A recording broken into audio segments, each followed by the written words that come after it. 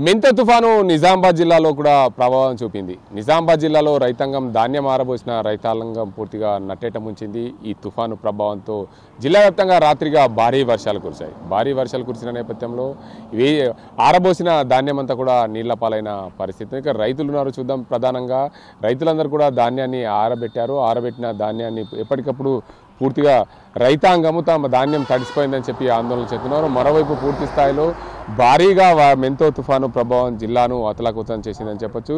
రైతులు తడిసిన ధాన్యాన్ని వారు తీస్తున్న పరిస్థితి నెలకొంది. మొత్తంగా జిల్లాలో ధాన్యం కోతలకు వచ్చాయి. వరి ధాన్యం ఓవైపు కోతకు వచ్చింది, మరోవైపు ధాన్యం వరి పంట పొలాల్లో కూడా నష్టపోయిన పరిస్థితి నెలకొంది. పూర్తి స్థాయిలో రైతాంగం కొట్టుమిట్లాడుతుంది. చేతికొచ్చిన పంట నీళ్ల పాలైందని చెప్పి ఆవేదన చెందుతున్న పరిస్థితి ఉంది. మొత్తానికి ఓవైపు రైతాంగంకు ధరలు లేక ఇబ్బందులు పడుతుంటే, మరోవైపు భారీ వర్షాల కారణంగా రైతాంగం నష్టపోతున్న పరిస్థితి మరోవైపు ఉంది. ఈ వర్షాల కారణంతో ఇప్పటికే ధాన్యం ఆరబోసారు రైతులు. కొనుగోలు సెంటర్లు సకాలంలో కొనుగోలు రాకపోవడంతో చాలా ఆవేదన చెంది ఆందోళన చెందుతున్న పరిస్థితి నెలకొంది. జిల్లాలో ప్రభుత్వము చేపట్టిన ఏదైతే కొనుగోలు కేంద్రాల ద్వారా 8 లక్షల మెట్రిక్ టన్నుల ధాన్యం సేకరణకు శ్రీకారం చుట్టారు. 600కు పైగా కొనుగోలు కేంద్రాలు ఏర్పాటు చేసిన పరిస్థితి ఉంది. దీనికి అంతటికి సంబంధించి పూర్తి స్థాయిలో రైతాంగం కూడా ఎప్పటికప్పుడు తమ ధాన్యం కొనుగోలు సకాలంలో జరగాలి, తమ ధాన్యం సకాలంలో పోతే మాకు డబ్బులు వస్తాయని చెప్పి సంతోషం వ్యక్తం చేస్తున్న లోపే ఈ మెంతో తుఫాను రూపంలో రైతులను అతలాకుతలం చేశారు. రైతాంగం ఉన్నారు ఇక్కడ. చెప్పండి, మీ పేరేం పేరు?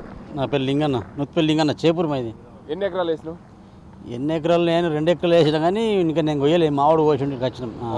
ఏంది పరిస్థితి? ధాన్యం పరిస్థితి పరిస్థితి అంటే వర్షాలు పడుతున్నాయి, అడ్లు కొనేటోళ్ళు వాళ్ళు లేరు, వచ్చి చూసిన వాళ్ళు లేరు.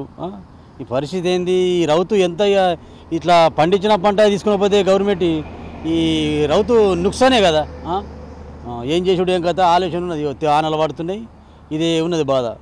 పబ్లిక్ చేతికొచ్చిన పంట పూర్తిగా ఒకవైపు కొనుగోలు కేంద్రాలు సరిగా లేక, మరోవైపు వర్షాల వల్ల ఆరబొట్టిన ధాన్యం అంతా కూడా నీళ్ల పాలై రోడ్డు పైన కొట్టుకుపోతున్న పరిస్థితి. దీనివల్ల ప్రభుత్వము సకాలంలో మీకు న్యాయం చేయాలని కోరుతున్నారు. న్యాయం చేస్తేనే మరి ఏమన్నా లాభము. ఇక న్యాయం చేయకపోతే ఇవి పండించిన పంట ఇట్లా ఖరాబ్ అయితే తీసుకుని పోతే మేము ఎక్కడికెళ్ళేది. రోజువారీగా రైతుకు సంబంధించిన కూలీ ఉన్నారు, వారు ఏంది అసలు మీరు ఎన్ని రోజులు ఆరబోసి? సార్ మేము బుజారం కోసినాం, వారం రోజులు వారంకి ఎక్కాయ. ఇవాళ బేస్తారం కదా, గురువారం బుజారం వస్తే బుజారంకు అయిపోయింది పంట. ఏం చేద్దాం, మొత్తం అంతా కింద పడ్డది. 12 ఎకరాల భూమి, ఇప్పుడు 8 ఎకరాలు కోసినాం, ఇంకా ఉన్నది.